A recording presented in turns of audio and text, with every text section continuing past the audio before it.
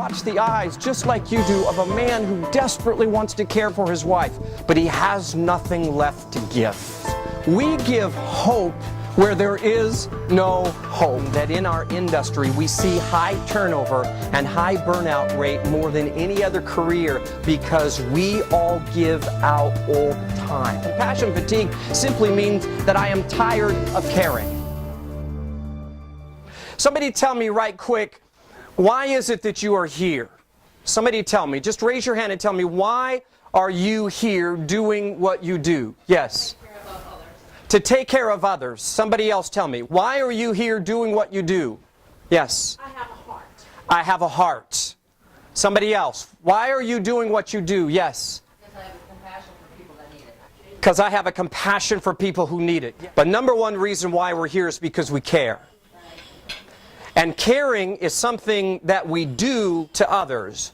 But caring is a difficult thing to do with ourselves. Before I leave you tonight, I'm going to have you take back out that selfie, not the one you took with your bestie or your BFF, but the one you took of yourself. And before you leave tonight, I'm going to ask you to examine that one that you took a picture of, and I want to know what you think about the one in the picture. How many would you agree with me that we live in a world that is more selfish than selfless? Yes. So, here's the key point too. You have to understand that compassion, caring, is not natural. Did you hear what I said? Caring goes against the grain of humanity. Are you with me? Caring is something that we don't do automatically. I believe that caring is a gift. I believe that I'm looking at people who were born to care. How many of you know people that are not in this room that could care less? But see, before we get up on our box and say, shame on you for not caring, or I'm proud of you for caring, can we leave all that go tonight and just realize that you're special? Could I suggest to you that you are all that and a bag of chips? Look at somebody and tell them, you're all that and a bag of chips. And chips. I got a little wave going, a little finger going. See, one of the things that we have to realize is that we are all that and a bag of chips.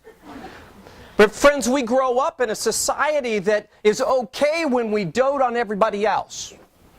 But when we start doting on ourselves, when we start looking at ourselves in the mirror and go, I love that one.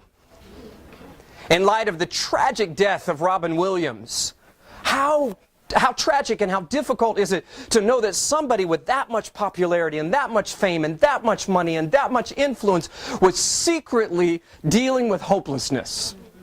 And friends, you and I, who are in the caring business, we give hope where there is no hope. I'm telling you, that is the greatest asset and the greatest gift that you have, is that you give hope where there is no hope. Somebody is dealing with their spouse, and that poor woman cannot take care of her husband anymore. They've been together for 65 years. And do you know what's going on in the inner heart and the inner soul of that woman who feels inept, who can't believe that she's worth anything any longer because she can't do what she knows that she once used to be able to do?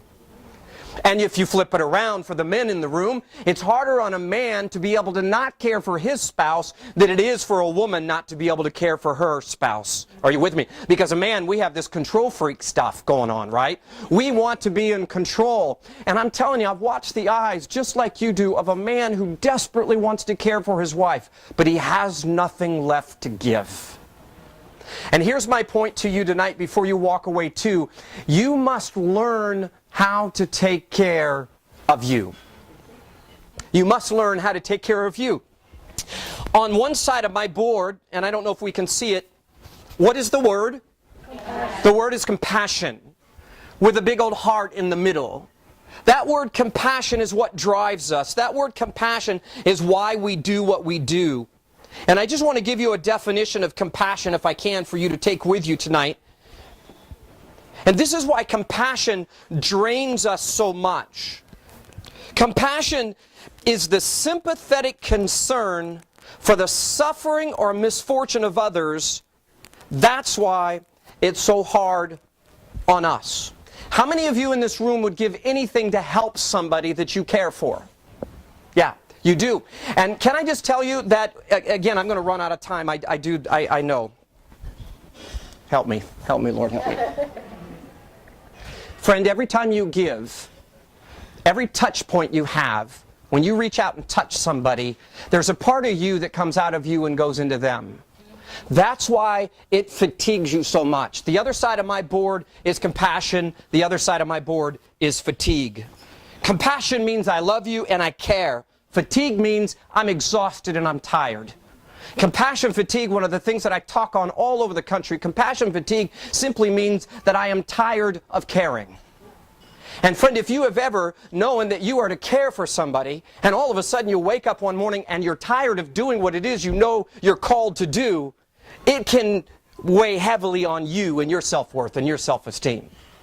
So tonight what we're doing is we're celebrating you, we're encouraging you, we're filling you up. So here's the image that I want you to take with you, is that I have a balloon. Hopefully I didn't break it. I have a balloon. I did break it. Would you go figure? Sissy, give me another balloon. Am I all right? Do I have just a minute? Give me another balloon, Sissy, would you?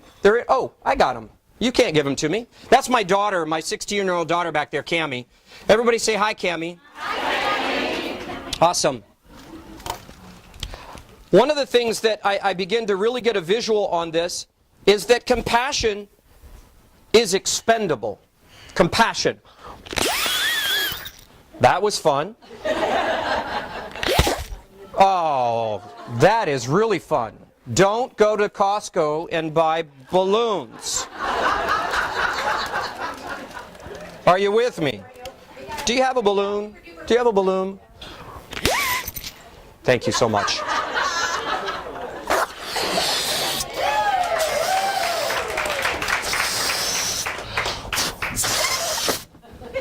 So we just got back from the seminar, we just got back from church, we just got back from our rah-rah session, and we are full. We're full of compassion. We love, we get up and we got our Starbucks and we're doing good. And we come to our first client, we come to our first family, and we take a portion of us and we touch them.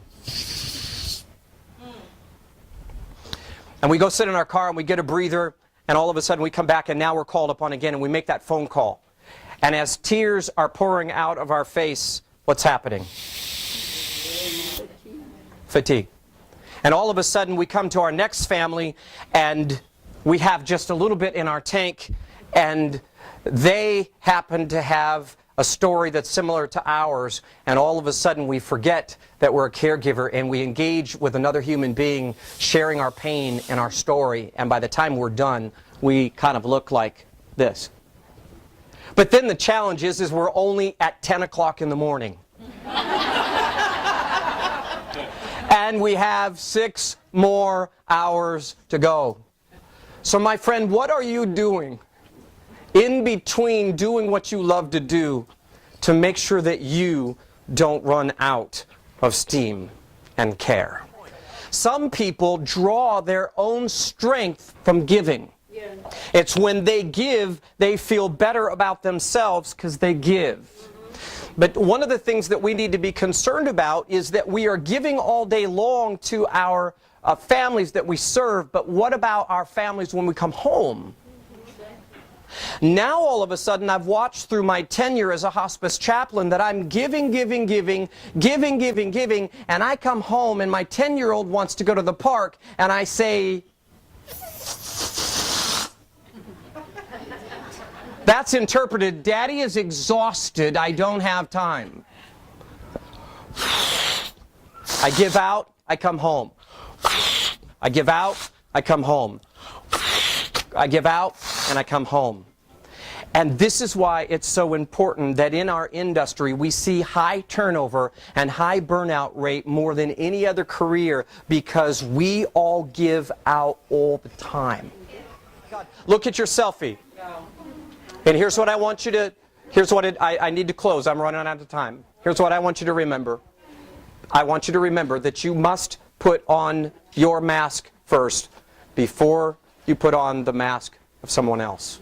Like in the airplane. Like in the airplane. And sometimes, friend, if you are a caring and a giving and a loving person, it'll go against your grain to care for yourself before you care for somebody else. But can I help you, please, that we might be the ones who are in need of great care if we don't care for ourselves? I help people do this. Take a day. I was talking to Paul in the back, had the pleasure of meeting him and hearing his heart about you taking care of you. Here's a trick. Take a day while you still feel good. Get away while you still feel good.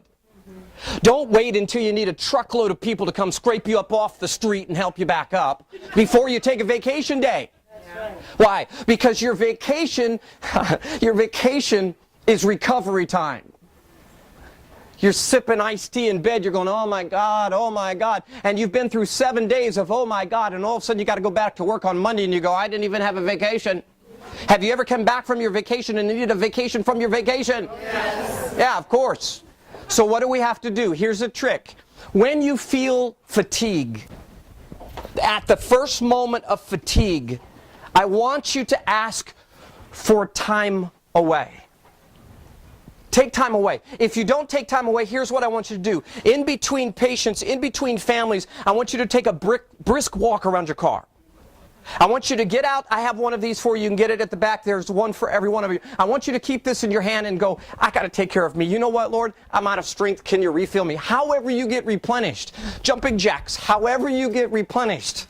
You've got to get replenished, friend. You've got to take care of you, because if you get home, there's people who are depending on you. And here's the kicker. You are depending on you too. I want you to spend time with you. I want you to fall in love with you again until you love yourself through and through. You are all that and a bag of chips. You got to look that person in the mirror and go, I love that person. Because you love you, and you can love a whole lot more people are in the world. Thank you for letting me be with you.